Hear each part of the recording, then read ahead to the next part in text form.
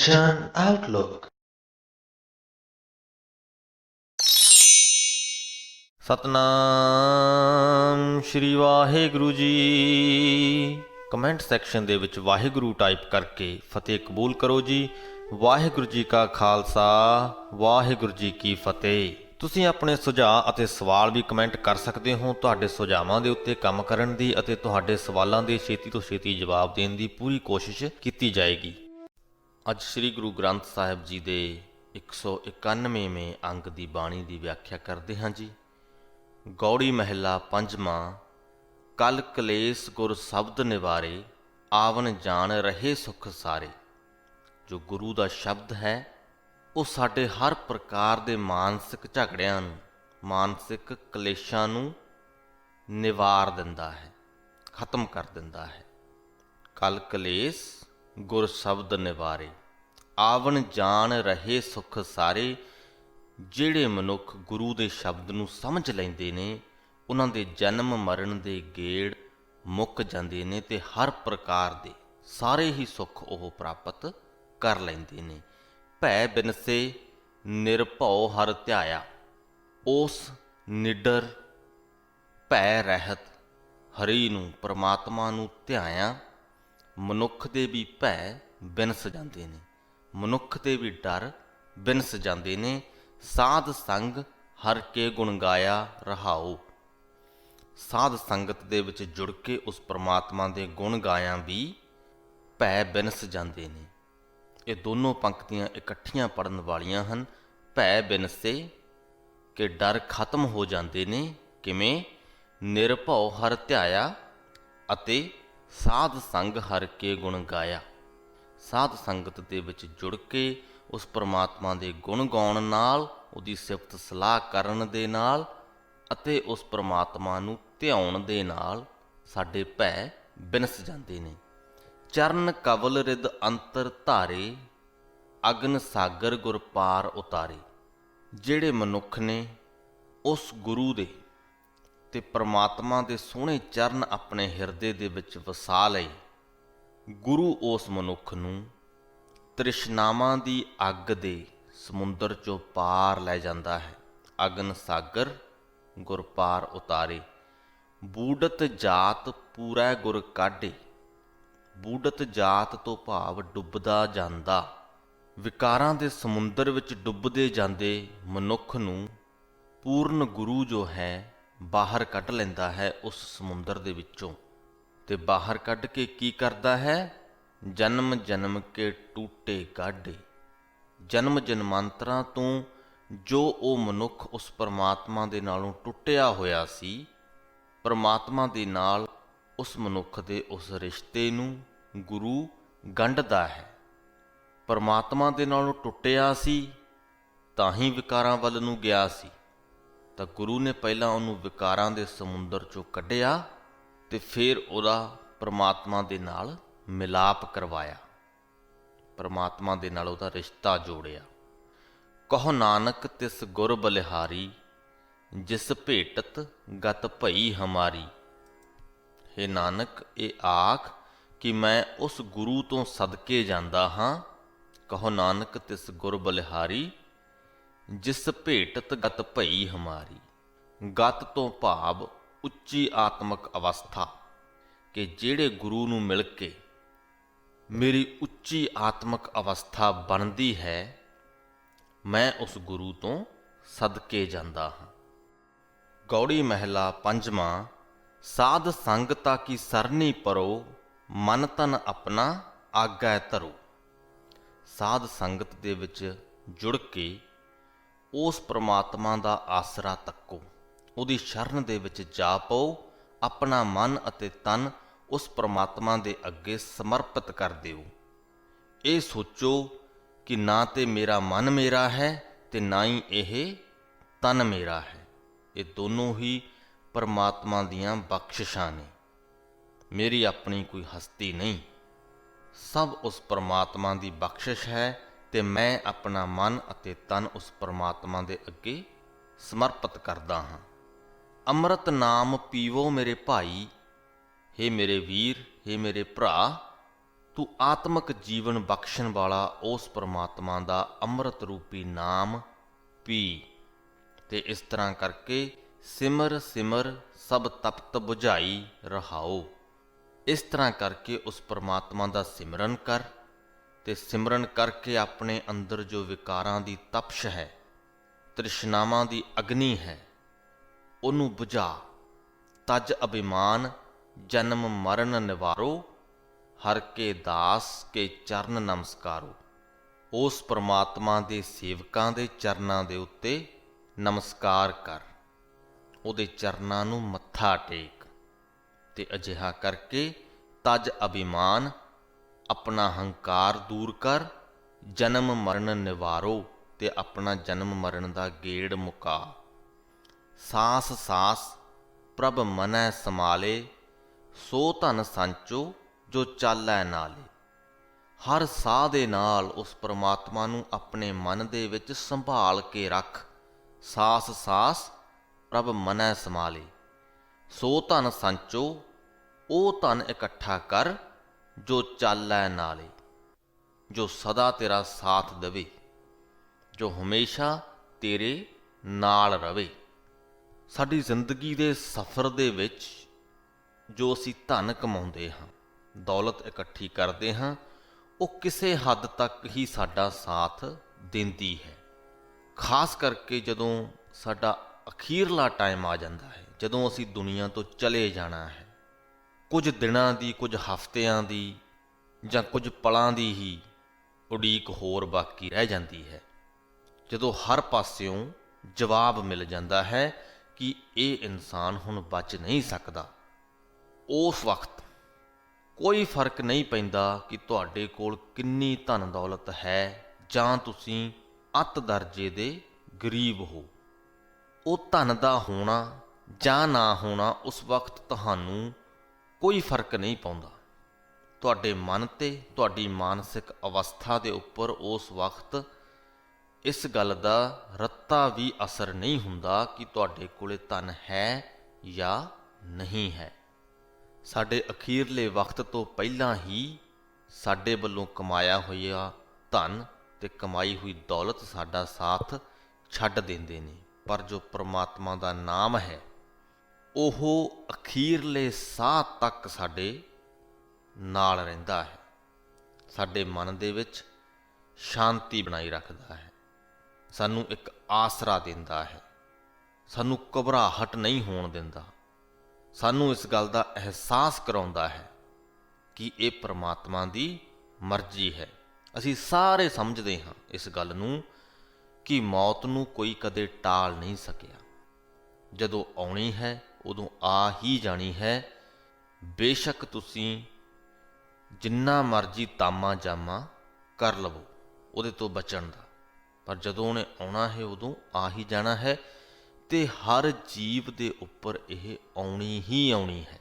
ਅਸੀਂ ਇਸ ਗੱਲ ਨੂੰ ਭਲੀ ਭਾਤ ਜਾਣਦੇ ਹਾਂ ਕਿ ਹਰ ਜੀਵ ਨੇ ਇੱਕ ਨਾ ਇੱਕ ਦਿਨ ਇਸ ਧਰਤੀ ਤੋਂ ਰੁਖਸਤ ਹੋਣਾ ਹੀ ਹੈ।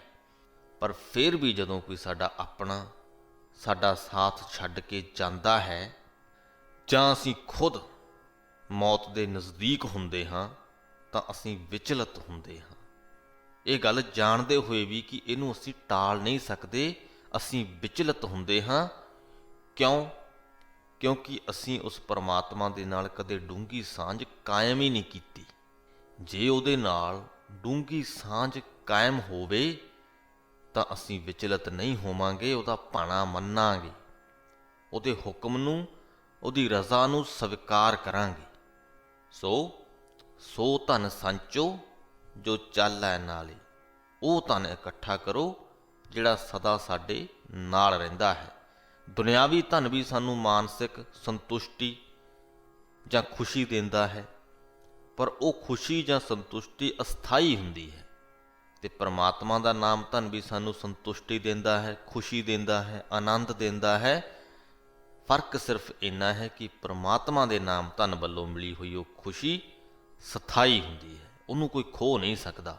ਤੁਹਾਡੇ ਧਨ ਨੂੰ ਕੋਈ ਵੀ ਖੋ ਸਕਦਾ ਹੈ, ਤੁਹਾਡਾ ਮਹਿਲ ਕੋਈ ਵੀ ਤਹਿਸ ਨਹਿਸ ਕਰ ਸਕਦਾ ਹੈ, ਤੁਹਾਡੇ ਜੇਵਰਾਤ ਕੋਈ ਵੀ ਚੁਰਾ ਸਕਦਾ ਹੈ, ਤੁਹਾਨੂੰ ਕੋਈ ਵੀ ਲੁੱਟ ਸਕਦਾ ਹੈ, ਪਰ ਜੋ ਤੁਹਾਡੇ ਕੋਲ ਪ੍ਰਮਾਤਮਾ ਦਾ ਨਾਮ ਧਨ ਹੈ ਉਹਨੂੰ ਨਹੀਂ ਕੋਈ ਲੁੱਟ ਸਕਦਾ। ਉਹਨੂੰ ਜੇ ਕੋਈ ਲੈ ਵੀ ਲਵੇਗਾ ਤਾਂ ਉਹਨੂੰ ਵੀ ਮਿਲ ਜਾਏਗਾ, ਬਲਕਿ ਤੁਹਾਡੇ ਖਜ਼ਾਨੇ ਦੇ ਵਿੱਚ ਵੀ ਵਾਧਾ ਹੋ ਜਾਏਗਾ। ਸਾਡੇ ਗੁਰੂ ਸਾਹਿਬਾਨਾਂ ਨੇ ਸ੍ਰੀ ਗੁਰੂ ਗ੍ਰੰਥ ਸਾਹਿਬ ਜੀ ਦੇ ਰੂਪ ਦੇ ਵਿੱਚ ਨਾਮ ਦਾ ਉਹ ਖਜ਼ਾਨਾ ਸਾਡੇ ਅੱਗੇ ਪਰੋਸ ਦਿੱਤਾ।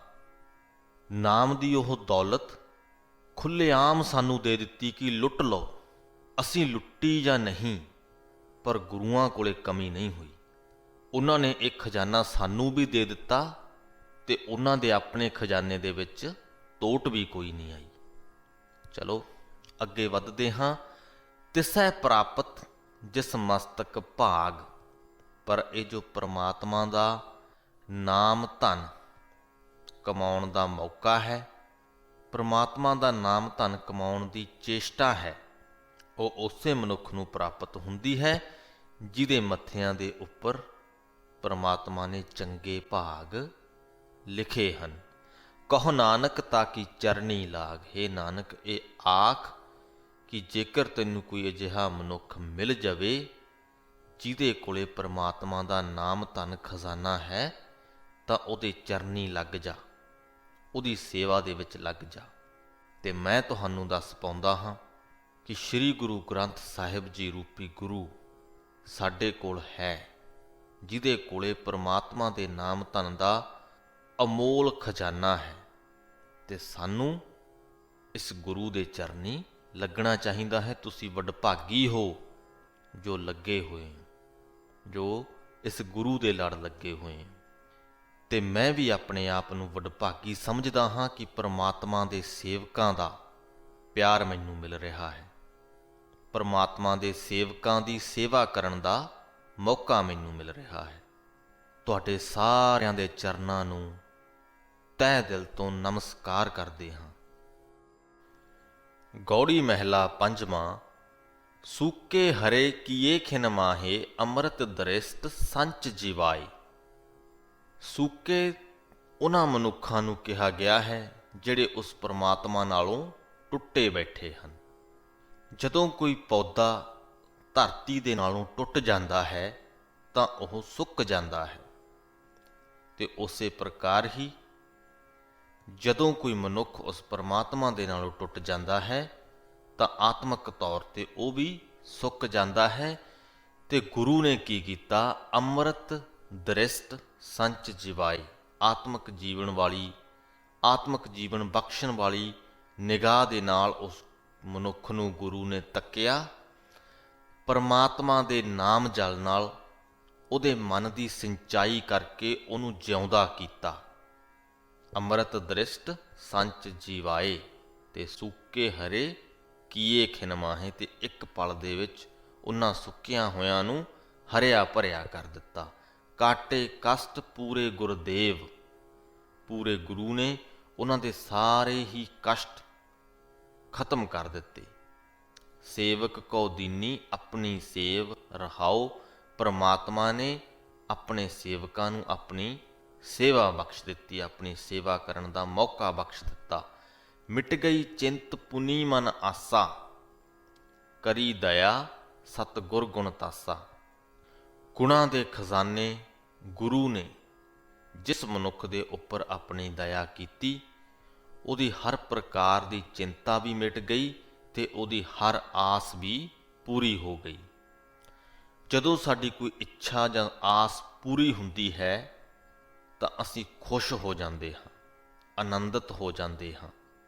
ਇੱਥੇ ਸਮਝਣ ਵਾਲੀ ਗੱਲ ਹੈ ਕਿ ਜੋ ਅੰਤਲਾ ਨਤੀਜਾ ਹੈ ਉਹ ਹੈ ਸਾਡੀ ਖੁਸ਼ੀ, ਸਾਡਾ ਆਨੰਦ। ਤੇ ਜਦੋਂ ਅਸੀਂ ਪ੍ਰਮਾਤਮਾ ਦੇ ਲੜ ਲੱਗਦੇ ਹਾਂ, ਗੁਰੂ ਦੇ ਲੜ ਲੱਗਦੇ ਹਾਂ, ਉਹਦੀਆਂ ਸਿੱਖਿਆਵਾਂ ਨੂੰ ਸੁਣਦੇ ਹਾਂ, ਸਮਝਦੇ ਹਾਂ, ਤਾਂ ਬੇਫਾਲਤੂ ਦੀਆਂ ਆਸਾਂ ਜੋ ਅਸੀਂ ਮਨਾਂ ਦੇ ਵਿੱਚ ਪਾਲੀ ਬੈਠੇ ਸਾਂ ਉਹ ਖਤਮ ਹੀ ਹੋ ਜਾਂਦੀਆਂ ਨੇ, ਉਹ ਰਹਿੰਦੀਆਂ ਹੀ ਨਹੀਂ, ਤਾਂ ਪੂਰੀਆਂ ਆਪੇ ਹੀ ਹੋ ਜਾਂਦੀਆਂ ਨੇ। ਖੁਸ਼ੀ ਸਾਨੂੰ ਆਪਣੇ ਆਪ ਹੀ ਮਿਲ ਜਾਂਦੀ ਹੈ। ਦੁਖੀ ਹੀ ਅਸੀਂ ਉਦੋਂ ਹੁੰਦੇ ਹਾਂ ਜਦੋਂ ਸਾਡੀ ਕੋਈ ਆਸ ਪੂਰੀ ਨਹੀਂ ਹੁੰਦੀ। ਇੱਕ ਇੱਕ ਪਲ, ਇੱਕ ਇੱਕ ਘੜੀ ਦਿਨ ਦੇ ਵਿੱਚ ਸਾਡੇ ਮਨਾਂ ਦੇ ਵਿੱਚ 100 ਆਸਾਂ ਹੁੰਦੀਆਂ ਨੇ। ਸੁਬਾਹ ਉੱਠਣ ਸਾਰ ਤੋਂ ਲੈ ਕੇ ਅਸੀਂ ਕਈ ਸਾਰੀਆਂ ਆਸਾਂ ਮਨ ਦੇ ਵਿੱਚ ਪਾਲ ਲੈਂਦੇ ਹਾਂ ਕਿ ਅੱਜ ਦੇ ਦਿਨ ਦੇ ਵਿੱਚ ਇਹ ਹੋਏਗਾ, ਉਹ ਹੋਏਗਾ, ਅਤੇ ਜਦੋਂ ਕੋਈ ਵੀ ਆਸ ਪੂਰੀ ਨਹੀਂ ਹੁੰਦੀ ਤਾਂ ਅਸੀਂ ਦੁਖੀ ਹੁੰਦੇ ਹਾਂ।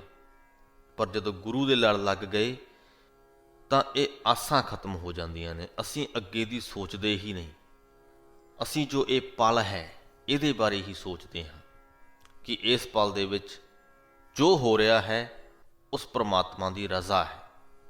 ਮੈਂ ਜੋ ਕਰ ਰਿਹਾ ਹਾਂ ਉਹਦੀ ਰਜ਼ਾ 'ਚ ਕਰ ਰਿਹਾ ਹਾਂ। ਅੱਗੇ ਕੀ ਹੋਣਾ ਹੈ ਕੋਈ ਪਤਾ ਨਹੀਂ, ਕੋਈ ਫਿਕਰ ਨਹੀਂ, ਕੋਈ ਆਸ ਨਹੀਂ। ਸੋ ਮਿਟ ਗਈ ਚਿੰਤ ਪੁਨੀ ਮਨ ਆਸਾ। ਸਾਰੀਆਂ ਚਿੰਤਾਵਾਂ ਮਿਟ ਜਾਂਦੀਆਂ ਨੇ, ਮਨ ਦੀਆਂ ਸਾਰੀਆਂ ਆਸਾਵਾਂ ਪੂਰੀਆਂ ਹੋ ਜਾਂਦੀਆਂ ਨੇ। ਦੁੱਖ ਨਾਠੇ ਸੁੱਖ ਆਏ ਸਮਾਏ। ਦੁੱਖ ਨੱਠ ਜਾਂਦੇ ਨੇ ਤੇ ਸੁੱਖ ਸਾਡੇ ਹਿਰਦਿਆਂ ਦੇ ਵਿੱਚ ਆ ਕੇ ਸਮਾ ਜਾਂਦਾ ਹੈ। ਢੀਲ ਨਾ ਪਰੀ ਜਾਂ ਗੁਰ ਫਰਮਾਏ। ਤੇ ਇਸ ਕਾਰਜ ਦੇ ਵਿੱਚ ਢਿੱਲ ਨਹੀਂ ਹੁੰਦੀ, ਦੇਰੀ ਨਹੀਂ ਹੁੰਦੀ। ਜਦੋਂ ਗੁਰੂ ਨੇ ਹੁਕਮ ਕਰ ਦਿੱਤਾ, ਜਦੋਂ ਗੁਰੂ ਨੇ ਫਰਮਾ ਦਿੱਤਾ, ਜਦੋਂ ਗੁਰੂ ਨੇ ਤੁਹਾਡੇ ਲਈ ਫਰਮਾਨ ਜਾਰੀ ਕਰ ਦਿੱਤਾ ਕਿ ਇਹ ਕਰ ਤੇ ਤੇਰੇ ਦੁੱਖ ਦੂਰ ਹੋ ਜਾਣਗੇ, ਤਾਂ ਤੁਹਾਡੇ ਦੁੱਖ ਇੱਕ ਪਲ ਦੇ ਵਿੱਚ ਹੀ ਦੂਰ ਹੋ ਜਾਂਦੇ ਨੇ। ਇੱਛ ਪੁਨੀ ਪੂਰੇ ਗੁਰ ਮਿਲੇ, ਨਾਨਕ ਤੇ ਜਨ ਸੁਫਲ ਫਲੇ। ਪੂਰੇ ਗੁਰੂ ਨੂੰ ਮਿਲਿਆ ਸਾਡੀਆਂ ਇੱਛਾਵਾਂ ਪੂਰੀਆਂ ਹੋ ਜਾਂਦੀਆਂ ਨੇ ਤੇ ਸਾਡੇ ਮਨ ਨੂੰ ਉੱਚੀ ਆਤਮਿਕ ਅਵਸਥਾ ਦੇ ਸੋਹਣੇ ਫਲ ਲੱਗ ਜਾਂਦੇ ਨੇ। ਗੌੜੀ ਮਹਿਲਾ ਪੰਜਵਾਂ। ਤਾਪ ਗਏ ਪਾਈ ਪ੍ਰਭ ਸ਼ਾਂਤ, ਸੀਤਲ ਭਏ ਕੀਨੀ ਪ੍ਰਭ ਦਾਤ।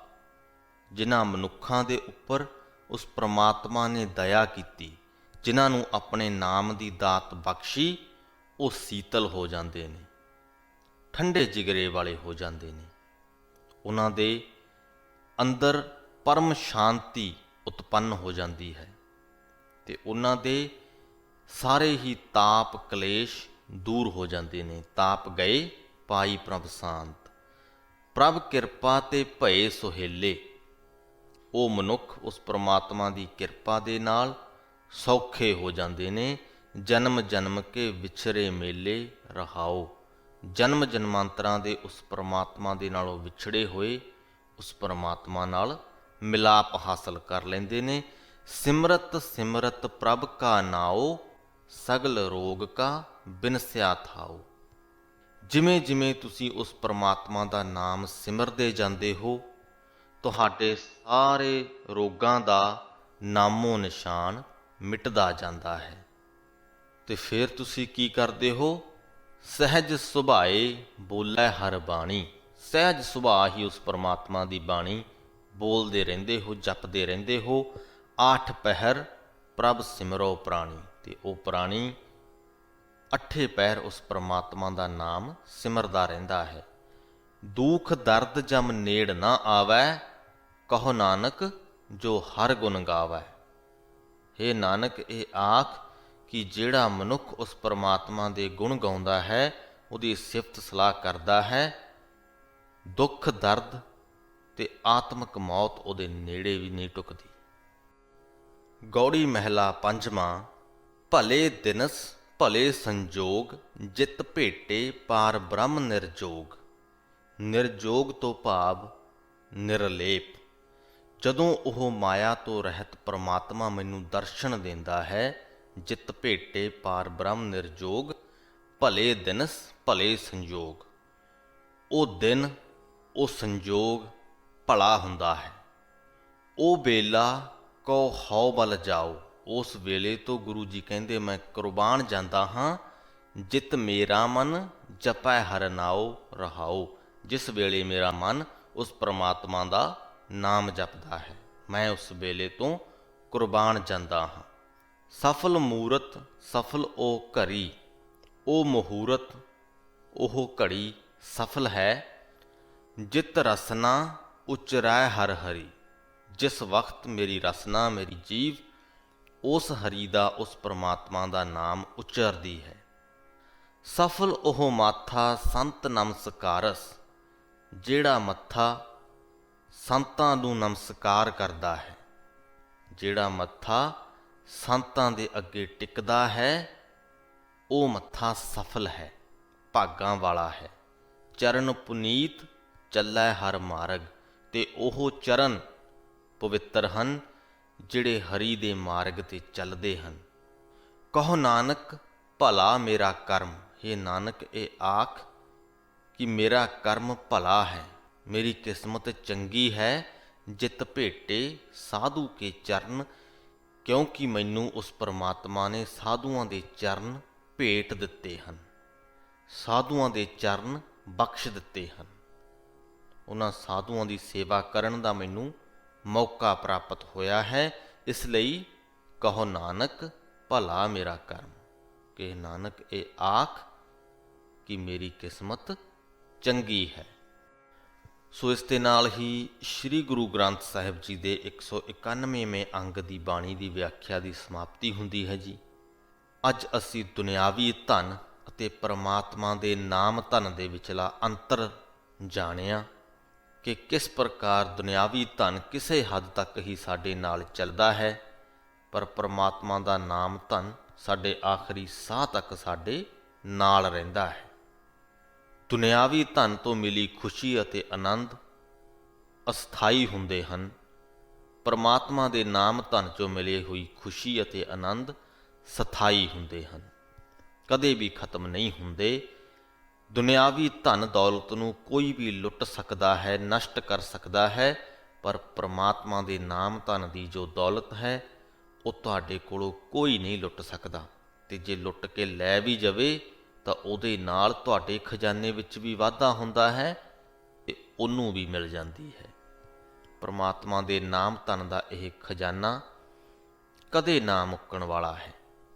ਇਸੇ ਲਈ ਹੀ ਗੁਰੂ ਜੀ ਵਾਰ-ਵਾਰ ਸਾਨੂੰ ਪ੍ਰੇਰਿਤ ਕਰਦੇ ਹਨ ਕਿ ਅਸੀਂ ਉਸ ਪਰਮਾਤਮਾ ਦੇ ਲੜ ਲੱਗੀਏ, ਗੁਰੂ ਦੇ ਲੜ ਲੱਗੀਏ, ਉਸ ਪਰਮਾਤਮਾ ਦਾ ਨਾਮ ਜਪੀਏ। ਆਓ ਉਦਮ ਕਰੀਏ ਤੇ ਅਰਦਾਸ ਕਰੀਏ ਉਸ ਪਰਮਾਤਮਾ ਦੇ ਅੱਗੇ ਕਿ ਉਹ ਸਾਨੂੰ ਬਲ ਬਖਸ਼ੇ, ਹਿੰਮਤ ਬਖਸ਼ੇ ਉਹਦੇ ਰਾਹ ਦੇ ਉੱਤੇ ਚੱਲਣ ਦੀ। ਇਸੇ ਸੰਦੇਸ਼ ਦੇ ਨਾਲ ਹੀ ਫਤਿਹ ਕਬੂਲ ਕਰੋ ਜੀ। ਵਾਹਿਗੁਰੂ ਜੀ ਕਾ ਖਾਲਸਾ, ਵਾਹਿਗੁਰੂ ਜੀ ਕੀ ਫਤਿਹ।